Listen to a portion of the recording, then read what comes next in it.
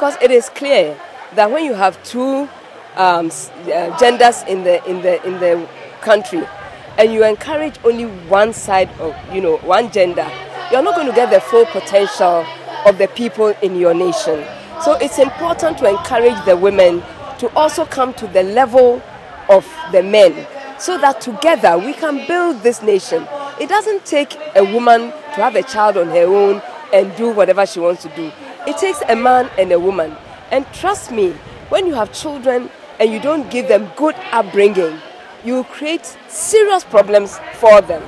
Irrespective of whether you are rich or poor, upbringing, our traditional upbringing must always be part of how we bring up the children. I think what is important is for us women to change our mindset. Society has been telling us we are not worthy.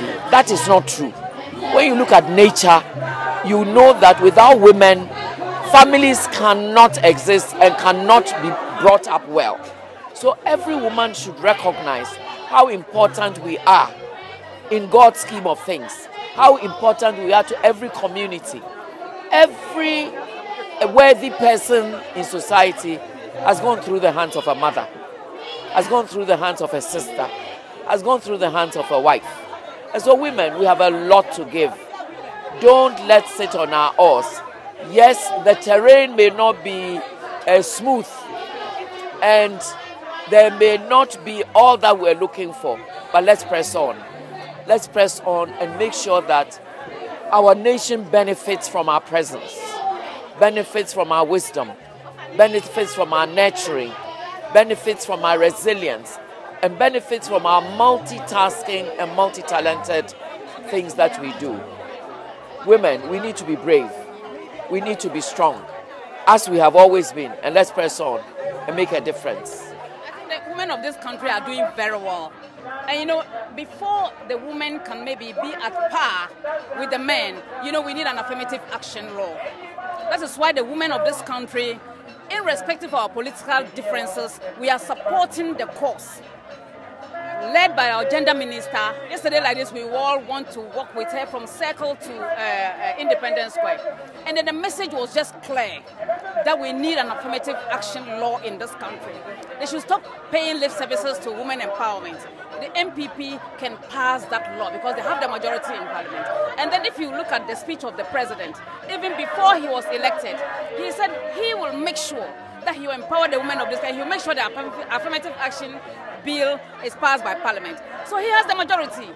So that is why I like what the First Lady says, that we should walk our talk. It is now time for action. But I think we are doing well as a nation when it comes to women empowerment. But we are still lacking behind in Africa. Look at what is happening in Rwanda and other places. I've been there before. It will marvel you to see the localities. They have done it in such a way that it has gone down with the people of Rwanda, that women are partners in development. There's nothing like maybe they are coming to take our work. No, we're not coming to take anybody's work. I think we are 52% and we must be equally represented. That is what we are calling for. What I think we should do more, or what we are not doing as women feminists or women advocates for gender parity, is the partnership with the men. That is why His Excellency, together with the Minister for Gender, launched the He for She. It is a partnership. It takes two to tangle. We can't stand on one side and pretend we are fighting our counterparts men, because they are our husbands, they are our children, we brought them into this world. So if we want them to understand us, we have a way to let them understand us. So we need some of the men also to help us to champion the cause of women. And I think that that is where we should place more emphasis. When the men own it, when they don't feel like we are trying to antagonize them with this feminist talk, but rather see it as a partnership with them, help us to also be our best, because we can be the best as you are as well. So I think by pressing for progress, because once you take bold, decisive actions, once policy is in place that encourages, access and affordability in terms of education, the next thing you can do is to sustain the advocacy, so you can move to the next level. And for many women, my thought is we need to step up. The numbers are increasing. but the impact is still not, seen as much.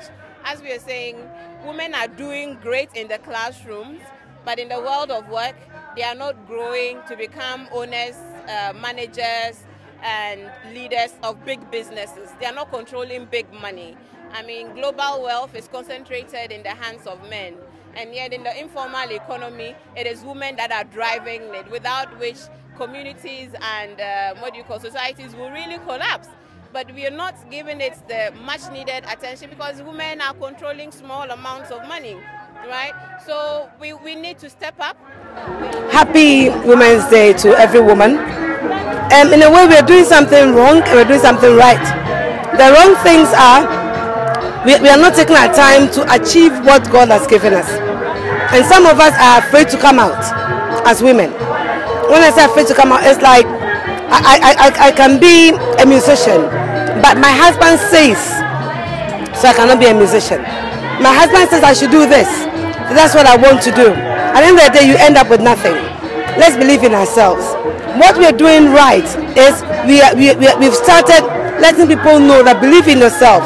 Be who you want to be. Don't be who somebody wants you to be, because you end up doing nothing. And one thing I want the young ones out there to know, don't force yourself to be like Akosia or be like Ajua. Be yourself, because God created you and gave you something inside you. And you have to search and know what you have inside you. We all have our talents. I cannot be like you. I cannot be asking questions. But you cannot dance like me. So we all have what we came to this world to be. Now, what I want to tell the men out there, when your wife or your girlfriend becomes somebody, don't be jealous of her.